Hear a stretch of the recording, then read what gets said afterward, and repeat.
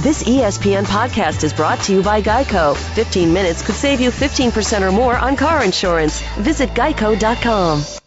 The BS Report is a free-flowing conversation that occasionally touches on mature subjects. First of all, this is the BS Report with Bill Simmons. It might be cool, I don't know. And if it's not, I don't care. The BS Report with Bill Simmons. Bill Simmons works for ESPN. He's also named the sports guy, and he writes a comical sports column. He must be a popular dude. The BS Report. It's got a real dirty sound, like a rusty steak knife cutting through a well-aged steak. Now. Here's Bill Simmons.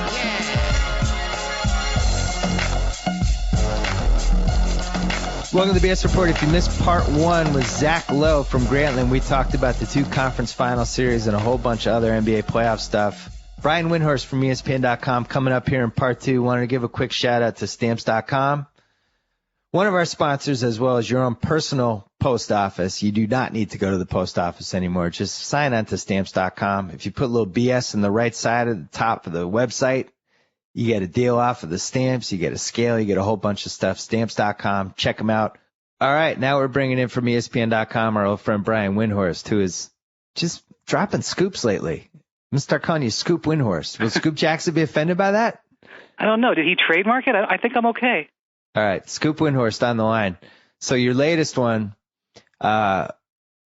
Cleveland might shop this number one pick. There's a difference between we're willing to trade it and we want to trade it. Do you think they're willing to trade it, or do you think they want to trade it? I think they want to trade it, but I don't think they'll ever admit that. They've got all these young players. They've got four picks in this draft, 2 first-rounders, 2 of the first 3 in the second round.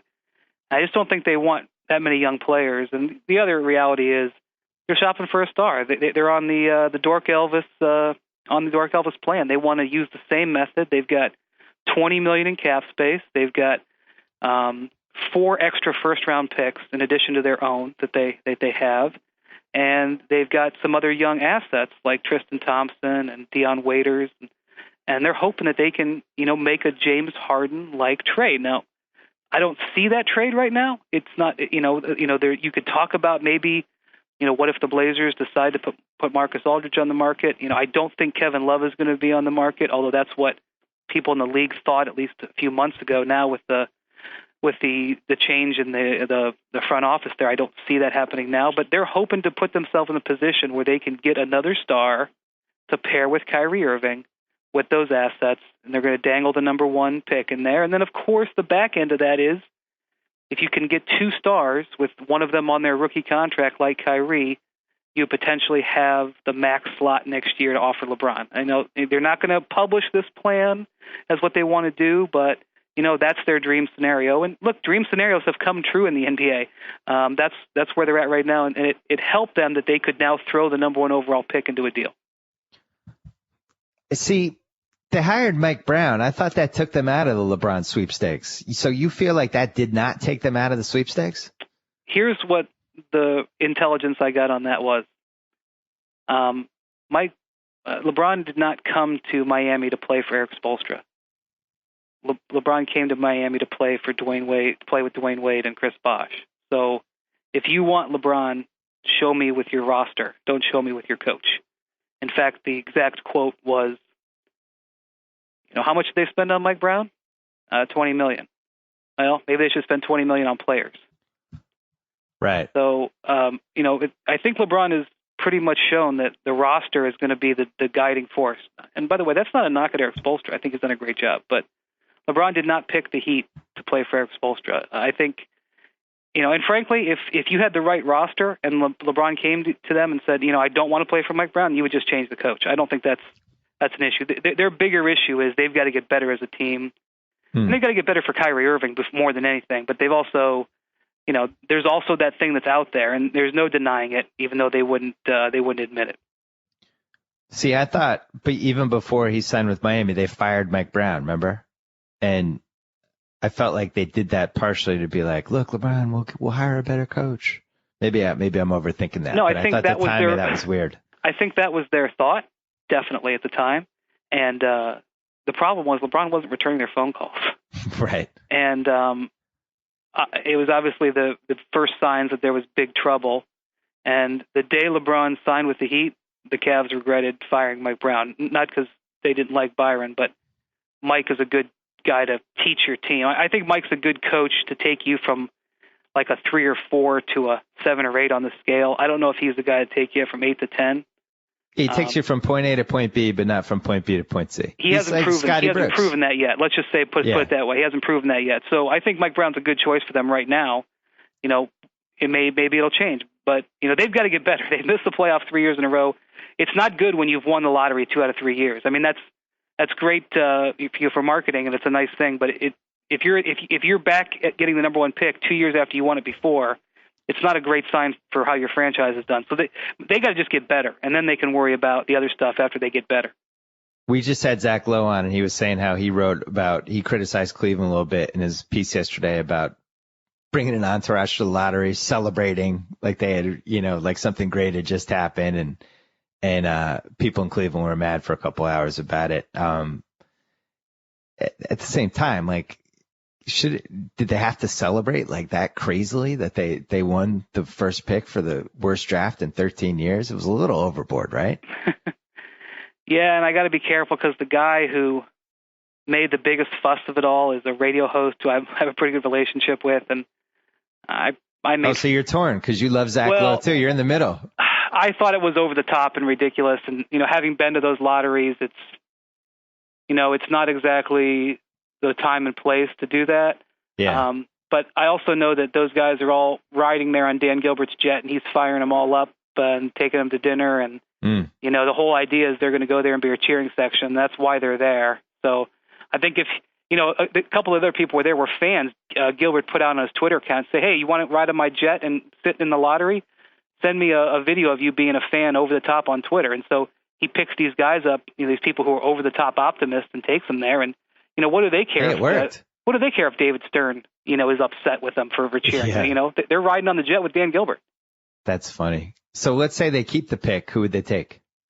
I think they're going to take Noel. There was John Calipari gave an interview to the Cleveland Plain Dealer yesterday where he said that Chris Grant, the Cavs GM, was in Kentucky for more practices and games than any other GM this last year. So they must have, you know, and as far as I know, Noel is the only really top level potential first-round pick there.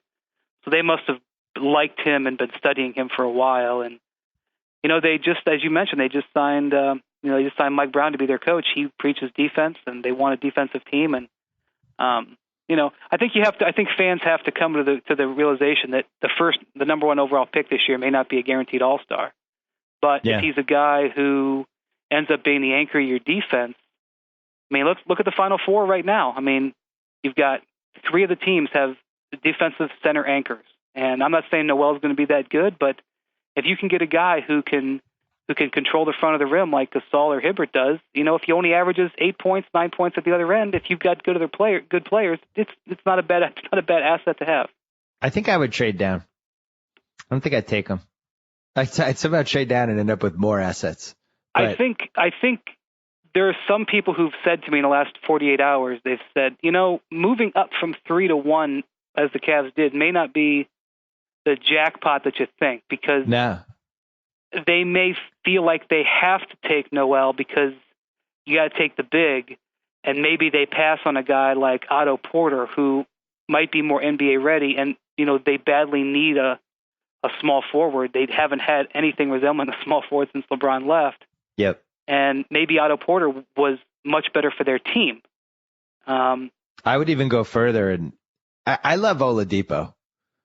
I think he would fit in the best for, you know, if you're talking about Mike Brown defense, what they have to do in that conference, you know, assuming LeBron never comes there, and just building around like just another blue chip defensive guy who could play in the perimeter and do some stuff.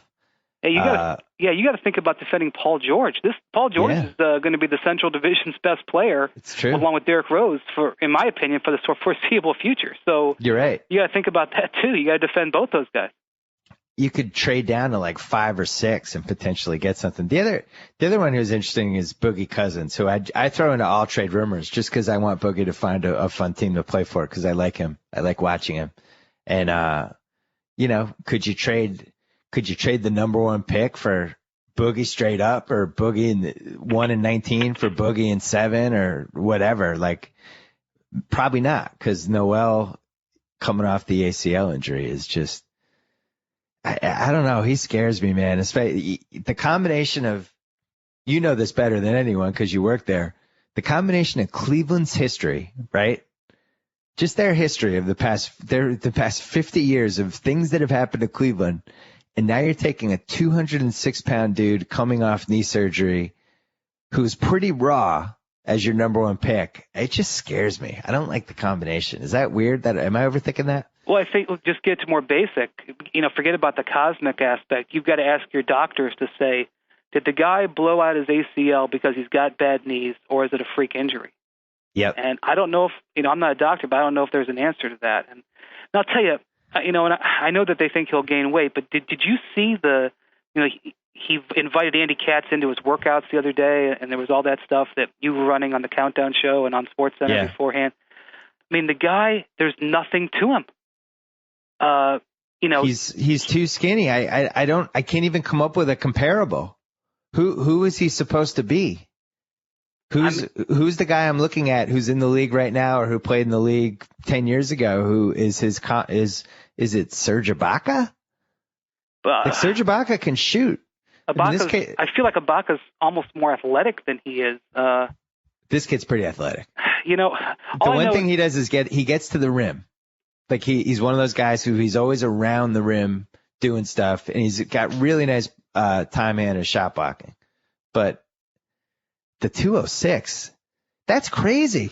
I mean, I weigh 30 pounds less than him. He's 9 inches taller than I am, 8 inches taller. Like I think it's really hard to put on that much weight when you're a skinny big guy. We just never seen it. Like Chris Bosh was skinny, but he wasn't this skinny. And Bosh will tell you, Bosh was the first guy to say, listen, I tried to put on weight, and I ended up moving slow and hurting my knee. And it's not meant to be. And I see Calipari talking. And look, Cal has a vested interest here. He wants him to be the number 1 pick so he can go out and continue to sell. Listen, I'm a number 1 pick producing factory. Yeah. But Cal is saying, he's going to put on 40 pounds. And I'm like, he's going to increase his body size by 20% or whatever. It sounds like a terrible idea, especially when you've had knee surgery. It's a terrible idea. Right. And, I know that you're 19, you're not done physically maturing, but you're probably more than 80% of your ideal weight. Right. It worries me. I wish 2 teams always worry me when there's like a flawed number 1 pick in this scenario. Cleveland, just because of the history of Cleveland, and then Portland, obviously. Like Portland would be the other worst case scenario for should they take Nerlens Noel or not with the history they've had.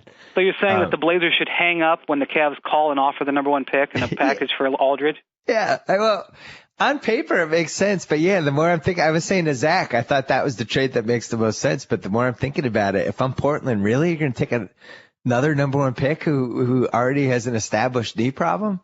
Well, the people who are talking about Aldridge, we have to be a little bit realistic. The reason that the Blazers want a center, and they signed Roy Hibbert to that offer sheet last year, they want a center to put next to Aldridge. Right. It's not an either or situation. So, that would be a dream trade for the Cavs to anybody who could trade for a legitimate all-star who's in his prime. And I know that the Blazers are worried about it. Like, one of the things that's gone through the league is this move that Dallas just made, where they hired Caleb Canales they hired him off from Portland staff to Dallas's staff. There's people in the league who are pretty sure that that's a preemptive strike on getting LaMarcus Aldridge in free agency in a couple of years, because Aldridge is from Dallas, and he's like as tight as you can be coach to player with Caleb Canales from their time in Portland together. So there's already teams. I'm not saying that Dallas is going to put all their eggs in that basket. I mean, they hired Caleb because he's a good mind, but there's already people who are watching and saying, I wonder if teams are positioning themselves for Aldridge. And, I'm sure it's on the Blazers to-do/worry list about what his future is. And so, I think people, will call them. But that said, I mean, they're trying to build something there. They're trying to add to that core. They're not trying to offload him right now. Well, here's where I'm contractually obligated to mention that Aldridge has been in the league for 7 years and has never played in round 2 and was the best player on the team that won like 34 games last year. So I'd be careful about putting all my eggs in the Aldridge basket, would be my point. And this is why general managing jobs are very hard. Yeah, if I'm Cleveland, I would probably look at the just assets, pipe dream of LeBron coming back. I think that's their best play. Well, there's no chance of Cleveland ever being a free agent destination. Okay, right. It's just not going to happen. Unless it's LeBron James, the guy who's from Akron, who secretly feels horrible that everybody in that whole area still resents him for how the decision went down. And who still lives there in the off season, and who just gave $1 million to his high school because he wants to be able to have a nice gym to practice in the summers the rest of his life. Now, do you think if Miami won 3 straight titles, would that make it more or less likely that he would go back to Cleveland? I've never believed. I remember when LeBron was going to be a free agent in Cleveland, people said, well, if he wins one, then he can leave with a clear conscience. Other than when Jordan had won 3 in a row, I've never seen anybody say, you know what, I don't want to defend our title. I just can't believe you wouldn't. I couldn't believe if you won 3, you wouldn't want to win 4. It's true. I'm trying to think, is there ever been a time in NBA history where the best player on the team that just won the title said, all right, guys, take care, everybody. We'll see you later. Jordan, it's never happened. And it's one of the greatest mysteries in all of sports as to why Jordan hung it up, Mystery is an intriguing choice of words. That's true. But all I know is, I'm watching this Heat run, and they're amazing. I don't think enough credit is being given to the fact that they're 46-3 since February 1st. Right. I know that there's circumstances there. The East is really banged up. But 46, they caught some breaks. Yeah, they caught some breaks, but 46-3 is absolutely amazing. They are as good now as we thought they could be. 3 years ago, they have reached where we thought they could be. I think that's fair to say. Now they got to win it to validate it. But I think the other lesson I've learned is this is not going to be a 5, 6, 7 year run. It's just not. And part of it is the rules have changed, and keeping this team together is going to get because it's so arcane, and people turn off their brains when they start hearing about the CBA. They don't understand what sort of luxury tax whammy is awaiting the Heat after next season. And but they're still good. They're going to amnesty Mike Miller, and even that's not going to help. It won't matter. I mean, I don't want to bore you. I mean, just look up Larry Kuhn and repeater tax. I mean, I'll just leave it at this. Right now, the luxury tax is $1. For every dollar over, you pay $1. If the Heat are in the repeater tax after next season, which they're currently on pace to be, it could be $4.25 for every dollar. Ugh. So that means if you're $10 million, they could be literally $100 million, looking at $100 million just in tax. Chris Bosh is really scared listening to this right now. Right. So, and then he's the fall guy, right? He's if they have to make a move, he's the guy. That's what I think they have to do. But then you have the other reality is, and this is, this, and whenever I mention this, people in Miami start shooting spitballs at me, and I'm not even kidding you. I get spitballs shot at me at these games. Dwayne Wade is on the back nine. I mean, yeah, he's on the 14th hole. I'm not saying that he can't play anymore. Okay, I'm just saying that after next season, there's going to be a choice. LeBron's going to have an opt-out, and he's going to say, do I want to sign for 4 or 5 more years with Dwayne Wade, or is there going to be an opportunity elsewhere? And not only that, with everything that Dwayne Wade has given to this Heat franchise, when Dwayne has a chance to opt out after next season, okay, he's going to go to Pat Riley. If Pat Riley still wants the job, this may be such a difficult situation that if the Heat win the title this year, Pat may just say, all right, I've done my job. I've brought you 3 titles. I'm going to let somebody else deal with this, pile of danger. Dwayne Wade. What if Dwayne Wade at age 32 comes to the Heat and says, "Okay, I'd like to opt out. And I'd like another max deal, please."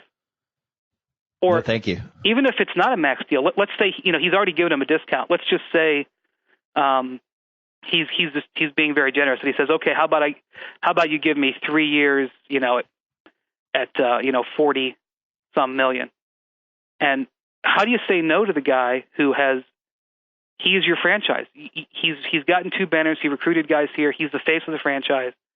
How do you say no to him? But how do you at the same time see that he's 32, not the same player he was, and you're faced with paying $100 million in tax?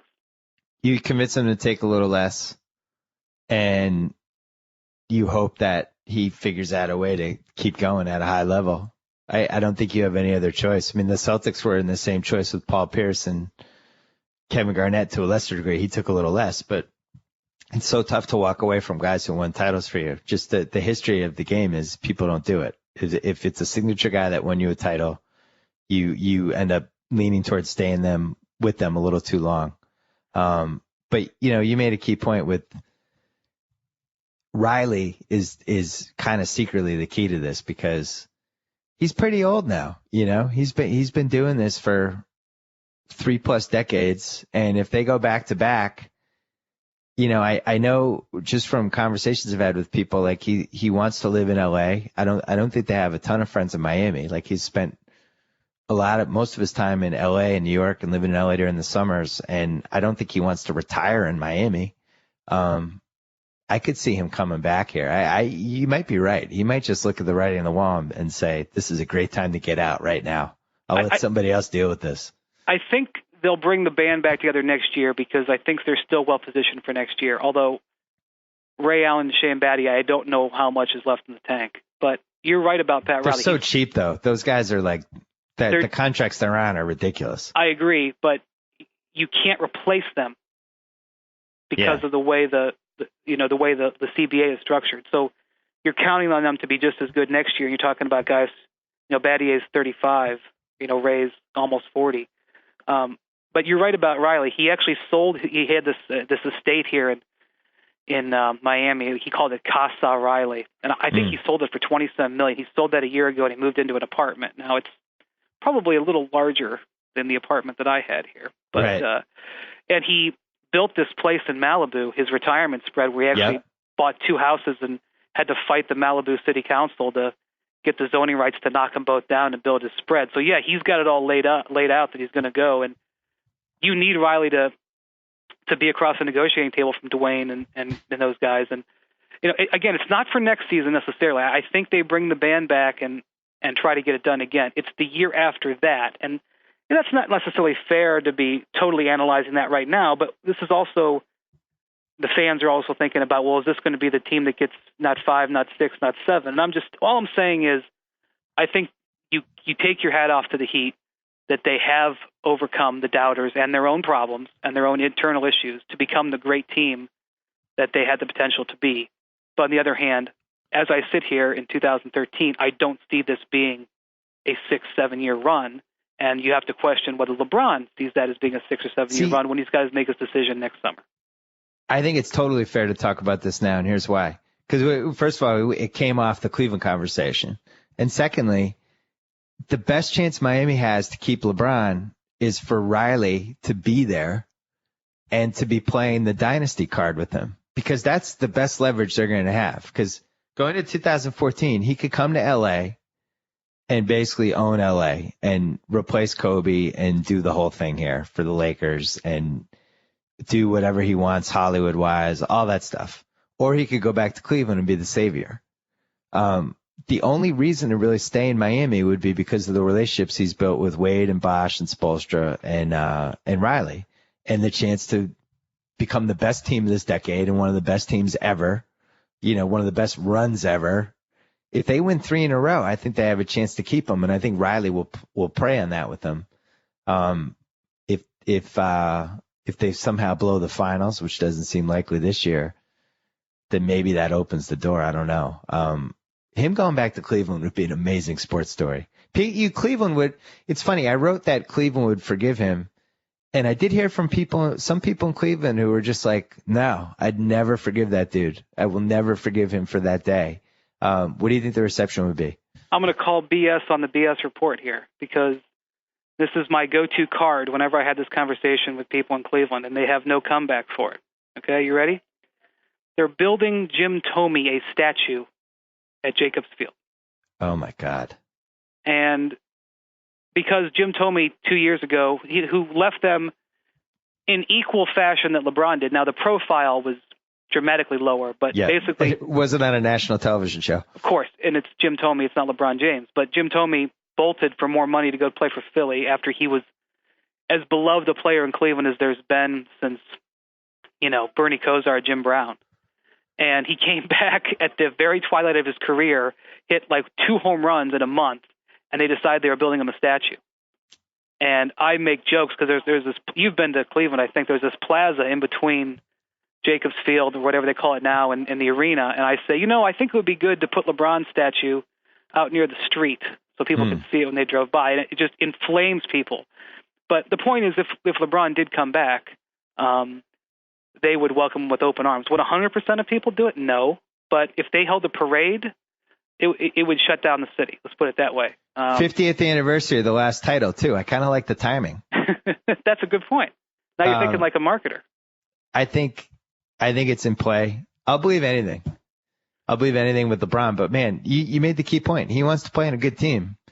Their team's going to be good. This worked out. If you just said on paper in 2010, all right, here's the plan, LeBron. You're going to go to Miami. You're going to compete for the title for the next 4 years. We're going to get 2 number 1 overall picks and all these other things. And by the time you're ready to come back, we'll have this war chest and this Cavs are going to be awesome. You couldn't have planned that part better. I mean, maybe the pain and suffering and hitting rock bottom for Cleveland fans, all that stuff that part didn't need to happen. But, I forgot to mention one thing. I'm about to make the best point I've made in 2013. Okay, I'm ready. And I'm glad you're going to be here for it. I'm ready. I hated the James Harden trade when it happened. I just didn't like it. I thought they should have made one more run at it. You hated it from Oklahoma City's standpoint. Yes. Yeah, of course. I hated the trade. I wanted them to make one run with the team they had. I didn't buy the fact that they couldn't keep all those guys. I at least thought they should have rolled it over to this summer to figure out, make a run, try to win 70 games, try to win the title, go toe-to-toe with Miami, and then figure it out this summer. And a big part of that for me was this deal that they took, Kevin Martin, Jeremy Lamb, the Toronto pick, and a future Dallas pick. I just felt like you could get that a year from now for James Harden, right? So that was my thinking.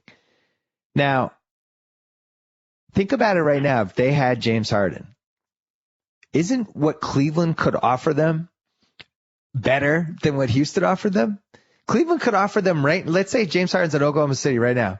Cleveland could offer them the number 1 pick, Dion Waiters, 19, 31, and 33 for James Harden. That's a better trade. That's why you keep James Harden. It's really my best point of 2013. I feel like I should just retire for like a year. Well, like the jewel of that trade was supposedly that Raptors pick, which is now 12 in what looks like the worst draft in a decade. And by the way, not a shocker. First of all, we knew this was going to be a terrible draft. Second of all, Toronto wanted to be good this year. They were not a team that was tanking. They had a GM who was worried he was going to get fired. They had done the desperate Landry Fields thing, and they were just desperate. They weren't a team that was going to be like, all right, guys, we're going to just throw another season away and go 15-67. I just thought they overrated. I thought they overrated Lamb. Lamb was the 12th pick in a 9-player draft. Well, I just hate that trade. It makes me so mad. And by the way, when Lamb got there, they watched him in practice and were like, oh, like there was red lights going on with Lamb. Like this guy can't compete. Right. That was his reputation at UConn. Yeah. It was like this guy would disappear, and it was the Big East. Look, I'm sure you've talked with Sam Presti. I've spent a lot of time with Sam over the years. We've had a lot of conversations. I've heard his thinking. And one of the things here is that Sam has developed this reputation and this theory of trying to be ahead of the curve with the thinking. And I think he thought he was ahead of the curve here by saying, all right, we've got to avoid the luxury tax problem and we don't want to give up our leverage. And he's been so successful at trying to get out in front of everybody and outthinking everybody. And I think he outthought himself here. And I totally agree. And I also think he underestimated how good Harden was. I really do. And, what's funny is from everything I've heard, everybody I've talked to, the practices that Oklahoma City had, and I went to one, were just legendary. You had Durant and Westbrook and Harden. All those guys are buddies, but they're all super competitive, and they would just go at it. And everyone who's been to their practices compared to the other practices has always said, like, Oklahoma City's practices were insane. Like, they could have been NBA games. So it's really hard for me to believe that they didn't know what they had in Harden. I do wonder, part of it with the trade, like, he's a guy who likes to go out. He's not like the laid back kind of Durant Westbrook dude. Like, he's somebody who's out there a little bit. He'll be out late. He's a fun guy. And I wonder if they were worried about that a little bit. I think the fact that he sucked in the finals didn't help. But, really the reason he sucked in the finals was he was going against a team that was great at taking away the stuff that he loved to do. I just think it's just such a bummer.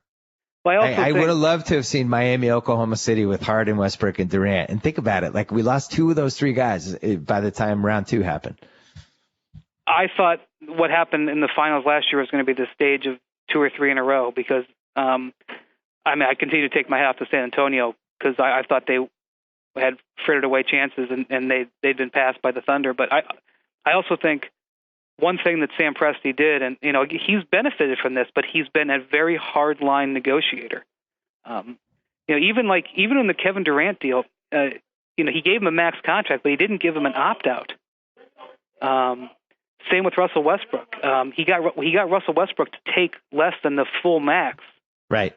He was able to get Ibaka without going to the open market.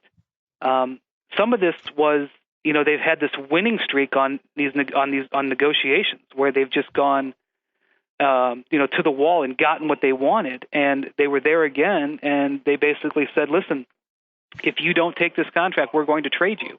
Yep. They were creating drama where there didn't have to be, and they could have just waited. They had James Harden for $5.8 million this year, and it's even different. It's even worse than that because even if your big fear was that Harden would go sign an offer sheet somewhere, you could match it. It actually is cheaper.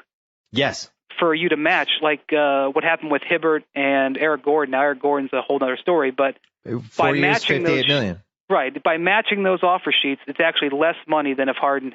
And you had all the leverage. And I just think that Sam, he has a process and he has a theory, and he just got stuck in being too ironclad to that. And it's hard for me in the moment to say, boy, was that the worst thing, because that process had been so rewarding to him. But I think it's just a lesson, because we saw this with Joe Dumars. Joe Dumars was on the biggest winning streak you could possibly have as an executive.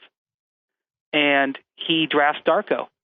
And he goes from hitting home run after home run with, trading for Rip Hamilton, getting Chauncey Billups, getting Ben Wallace, and like ridiculously cheap deals. I mean, they had one of the most amazing rosters under the most amazing contracts for years. And he drafts Darko, and all of a sudden he can't make a winning move for the next 5 years. And now the Pistons are mired. It's the same guy. It's the same methods. It's just, I think the lesson is, no matter how good your GM is, this is such a tough job, and there's so many demands that you're not going to hit a home run with all of them. Now, the lesson, there's a much bigger lesson. You can't trade a blue chipper unless you're getting a blue chipper back. You just can't. There's too many examples over the history of sports for this. James Harden had a chance to be the second or third best guy at that position, and you're trading him for, first of all, they really overrated Kevin Martin.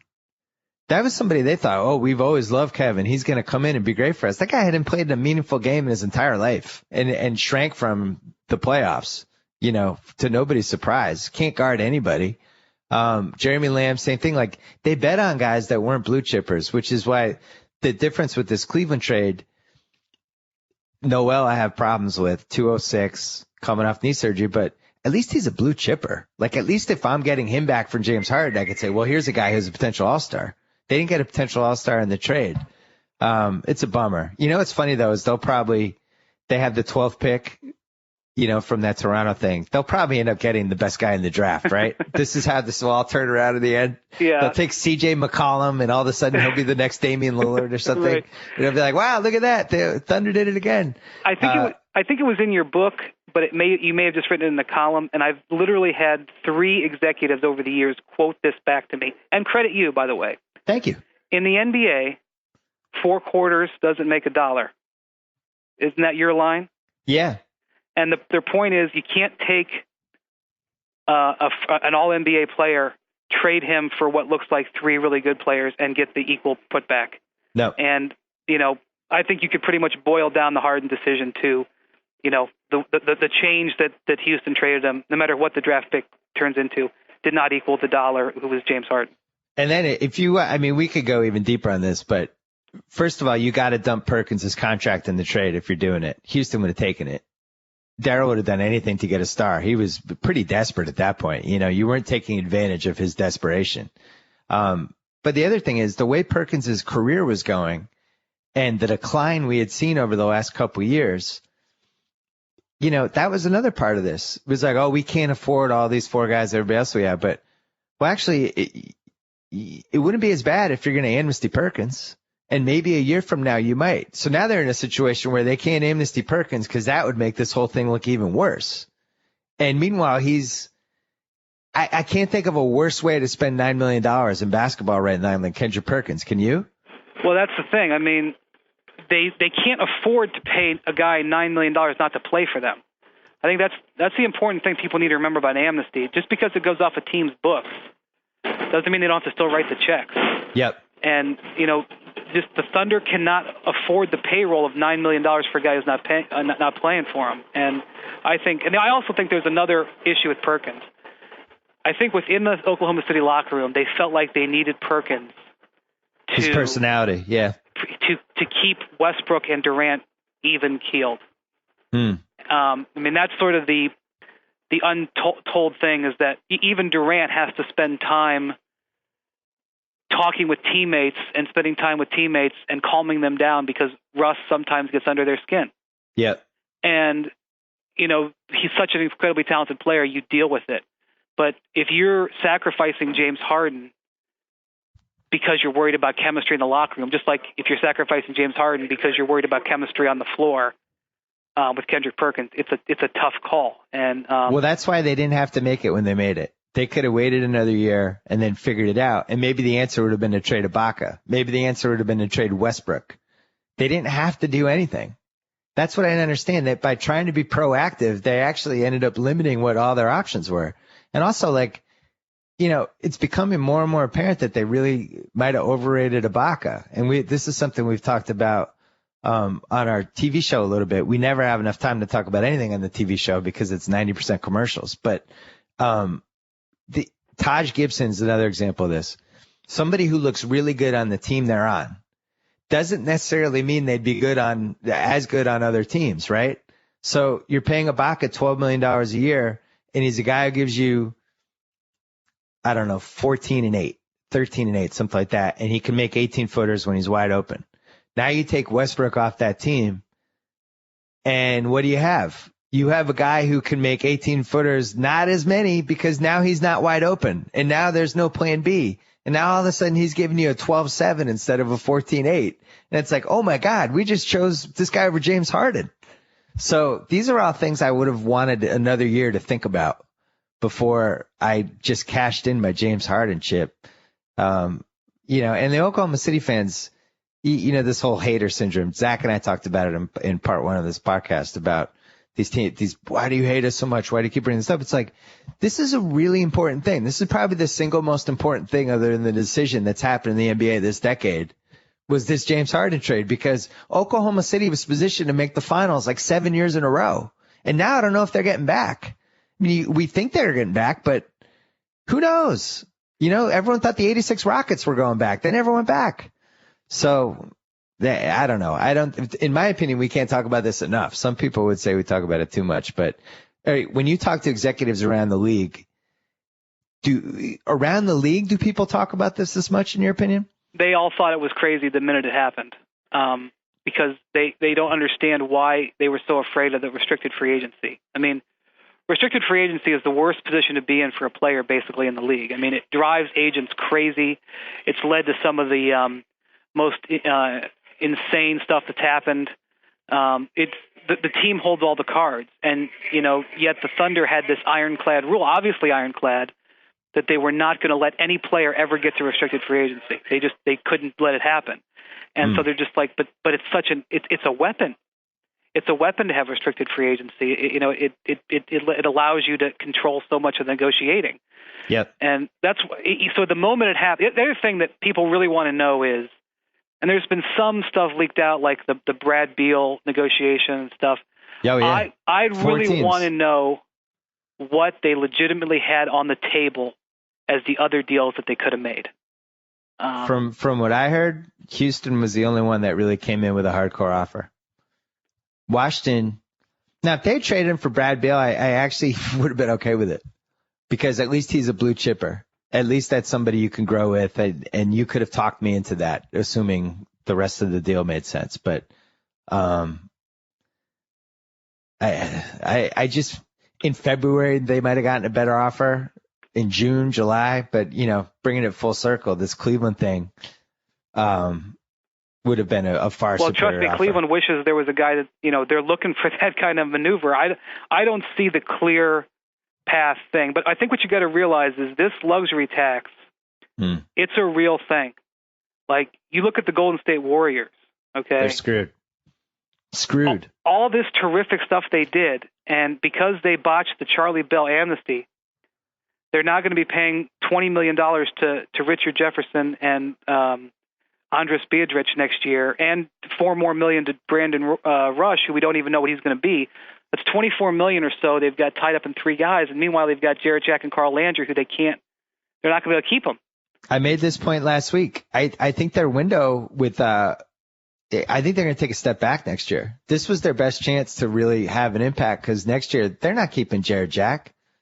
Somebody's going to give him like $8 million a year. They're not going to pay that. Well, it would be like paying 30 for him next year. They're not going to do it. And the Pacers are sort of in this boat too, because David West is a free agent.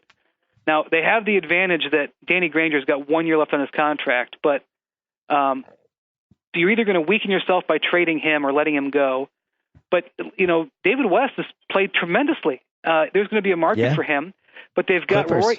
They've got Roy Hibbert on a max deal, and I don't see how you can't give Paul George. I mean, he's got 1 year left on his rookie scale, but the executives I talk to think that they will offer him, and he will get a max contract extension this offseason.